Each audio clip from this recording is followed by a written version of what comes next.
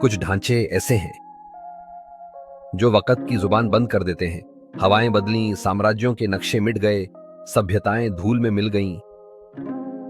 लेकिन ये पत्थर, ये आज भी वहीं खड़े हैं जहां इन्हें हजारों साल पहले रखा गया था। आज हमारे पास कंक्रीट है, स्टील है और सुपर कंप्यूटर्स हैं। फिर भी जब हम इन प्राचीन पत्थरों को देखते हैं तो एक अजीब सी खामोशी छा जाती है। पत्थर तो बच गए, लेकिन उन्हें तराशने वाला वो हुनर कहीं खो गया। सवाल यह नहीं कि आज हम क्या बना सकते हैं, सवाल यह है कि हम क्या खो चुके हैं। आज हम धर्म की बात नहीं करेंगे, न ही हम पौराणिक कथाओं में उलझेंगे। आज हम बात करेंगे उस लॉस्ट इंजीनियरिंग नॉलेज की, जो शायद इंसानियत की सबसे बड़ी चोरी थी जो समय ने हमसे की। लॉस्ट नॉलेज का मतलब यह नहीं कि कोई जादू गायब हो गया। इसका मतलब है ऐसी तकनीकें जिन्हें कभी कागज पर उतारा ही नहीं गया। प्राचीन दुनिया में ज्ञान इंफॉर्मेशन नहीं था, वह एक्सपीरियंस था। जिसे लिखा जा सके वह सिर्फ जानकारी थी। असली ज्ञान तो वह था जिसे सिर्फ आंखों से देखकर और हाथों से महसूस करके सीखा जा सके। आज हर मशीन के साथ एक मैनुअल आता है। प्राचीन बिल्डर्स मैनुअल्स नहीं बनाते थे। क्यों? क्योंकि ज्ञान एक मास्टर से अप्रेंटिस के बीच की एक जीवित कड़ी थी। एक हाथ दूसरे हाथ को सिखाता था, एक आंख दूसरी आंख को तराशती थी। जब तक यह कड़ी जुड़ी रही, ज्ञान जिंदा रहा। जैसे ही युद्ध, महामारी या अकाल से वह कड़ी टूटी, ज्ञान हमेशा के लिए खामोशी में चला गया। पत्थर अपनी जगह रह गए, लेकिन उन्हें जीवंत करने वाली स्किल मर गई। आज के पुरातत्वविद सब देख सकते हैं। स्टोन कटिंग पैटर्न्स, पत्थरों पर पड़ने वाले वो सूक्ष्म दबाव, परफेक्ट जॉइंट्स जहां दो पत्थरों के बीच एक बाल भी नहीं जा सकता, जीरो गैप, मेसनरी, बिना किसी सीमेंट या गारे के खड़ी दीवारें। लेकिन हम सीक्वेंस नहीं जानते। कौन सा कदम पहले था? पत्थर को कब काटा गया और कब उसे रेस्ट करने के लिए छोड़ा गया?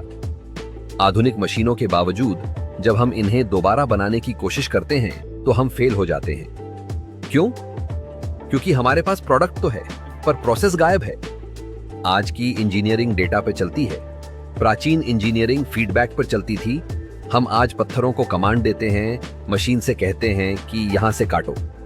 लेकिन प्राचीन इंजीनियर पत्थरों को सुनते थे। पत्थर की आवाज, उसकी रेजिस्टेंस, उसकी फ्रैक्चर लाइन, ये वो चीजें हैं जो किसी किताब में नहीं लिखी जा सकती। वे जानते थे कि पत्थर के अंदर कहां तनाव है और कहां ताकत। Modern view, calculate more, observe less. Ancient view, observe more, calculate less.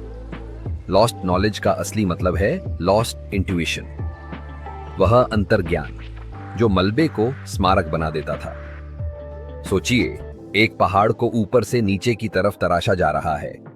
कोई सुधार मुमकिन नहीं। एक भी गलत चोट और पूरा मंदिर बर्बाद। आज के इंजीनियर्स पूछते हैं, गलती की गुंजाइश कहां थी? जवाब बहुत डरावना है। गलती अलाउड ही नहीं थी।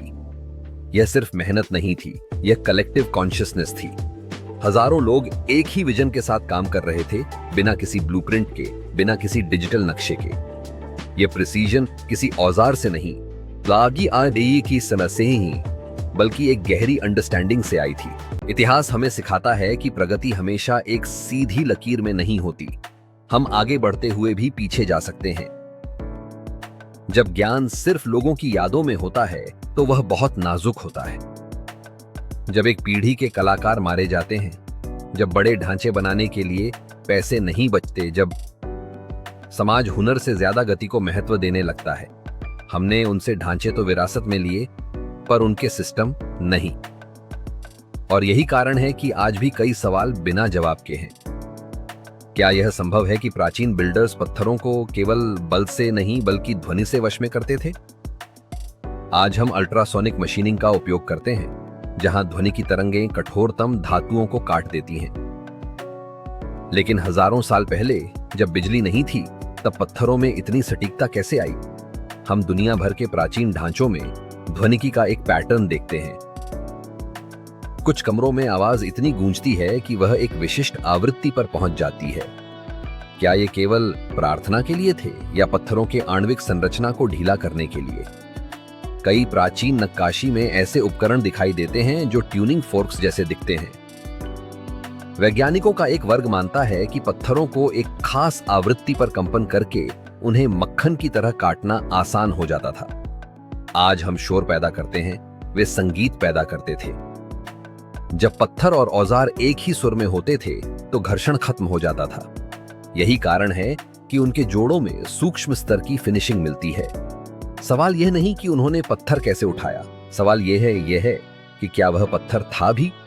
महान पिरामिडों और पेरू के ढांचों में कुछ पत्थर ऐसे हैं जिनकी रासायनिक संरचना प्राकृतिक पत्थरों से मेल नहीं खाती। ऐसा लगता है जैसे उन्हें ढाला गया था, जैसे आज हम कंक्रीट को सांचे में ढालते हैं। कुछ प्राचीन सभ्यताओं के पास ऐसे पौधों का अर्क था जो कठोर ग्रेनाइट को कुछ समय के लिए मिट्टी जैसा नरम बना देते थे। यह सुनने में जादू जैसा लगता है, लेकिन दक्षिण अमेरिका की लोक कथाओं में इसका बार बार जिक्र आता है। पत्थरों के बीच का वो एकदम सटीक फिट जिसे हम आज देख रहे हैं, शायद वह तराशा नहीं गया था। शायद पत्थर को सांचे में दबाया गया था जिससे वह दूसरे पत्थर की शक्ल ले लेता था।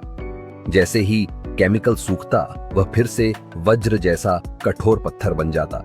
लेबनान के बालबेक में पत्थरों के ऐसे ब्लॉक हैं जिनका वजन 200 टन से ज्यादा है। तुलना के लिए एक मॉडर्न कार्गो प्लेन इतना वजन नहीं उठा सकता। हम आज ब्रूट फोर्स और इंजन की ताकत पर निर्भर हैं। प्राचीन इंजीनियर सेंटर्स ऑफ ग्रेविटी के मास्टर थे। उन्होंने घर्षण फ्रिक्शन को शून्य करने के ऐसे तरीके खोजे थे जो आज हमें समझ नहीं आते। क्या उन्होंने पानी के दबाव हाइड्रोस्टैटिक्स का इस्तेमाल किया? कई प्राचीन साइट्स के नीचे पानी की जटिल नालियां मिली हैं। क्या वे भारी पत्थरों को हवा या पानी के दबाव से फ्लोट करवाते थे? 10,000 लोग एक साथ एक ही दिशा में बल कैसे लगा सकते हैं? उनके पास संचार कम्युनिकेशन का कोई वायरलेस साधन नहीं था, फिर भी उनका टाइमिंग मिलीसेकंड्स में सटीक था। वह तालमेल कोऑर्डिनेशन ही असली टेक्नोलॉजी थी। इंजीनियरिंग सिर्फ जमीन पर नहीं थी, वह आसमान से जुड़ी थी। अगर आप दुनिया की सबसे पुरानी साइट्स को एक नक्शे पर जोड़ें तो वे एक खास ग्रिड बनाती हैं। यह कैसे मुमकिन है कि अलग अलग महाद्वीपों के बिल्डर्स, जो कभी एक दूसरे से मिले ही नहीं, एक ही मैथमेटिकल कांस्टेंट का इस्तेमाल कर रहे थे? कुछ मंदिर साल के केवल एक दिन सूर्य की पहली किरण को एक खास मूर्ति के हृदय पर गिराते हैं। यह सिर्फ वास्तुशिल्प नहीं है, यह स्पेस टाइम की समझ है। वे जानते थे कि पृथ्वी का अक्ष एक्सिस हर 36,000 साल में बदलता है। उन्होंने अपने ढांचों को हजारों साल आगे के लिए अलाइन किया था। आज हम 50 साल चलने वाली बिल्डिंग बनाते हैं, वे अनंत इटर्निटी के लिए बनाते थे। हम क्यों नहीं मान पाते कि वे हमसे बेहतर थे? इसे लिनियर प्रोग्रेस बायस कहते हैं। हमें लगता है कि हम एवोल्यूशन के शिखर पर हैं, इसलिए पिछला सब कुछ पिछड़ा रहा होगा। लेकिन जब हम उन पत्थरों को देखते हैं तो हमारा विज्ञान असहज हो जाता है।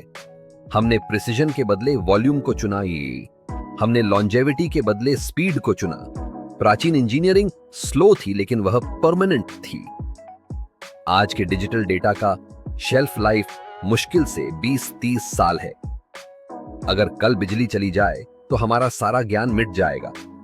लेकिन उन प्राचीन बिल्डर्स का ज्ञान पत्थरों में खुदा है, जो बिना बिजली, बिना क्लाउड स्टोरेज के हजारों साल से सुरक्षित है। तो क्या सब कुछ खत्म हो गया? नहीं, हम उस ज्ञान के टुकड़ों को जोड़ सकते हैं।